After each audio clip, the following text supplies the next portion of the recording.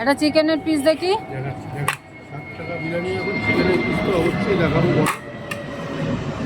অনেকে তো আবার চিকেনের পিসটাও দেখতে চাবে, তো দেখি চিকেনের পিসটা কেমন দাদা।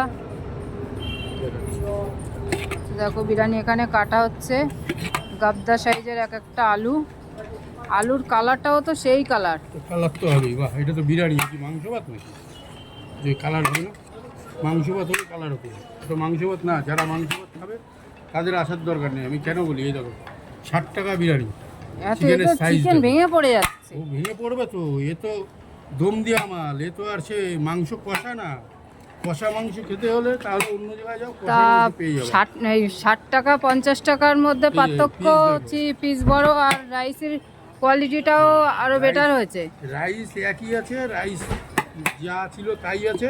এখন রাইসের পরিমাণটা বাড়বে, একটু পরিমাণ বেড়ে যাবে। চিকেনের পিসও বেড়েছে। চিকেনের ওয়েটও বেড়ে গেছে। আর এখন যা চিকেনের দাম সবাই জানো, তো কেউ যদি 50 টাকায় 100 গ্রাম চিকেন দিয়ে বেচে, তাহলে ভাববা সে ভাগাড়ে মাংস।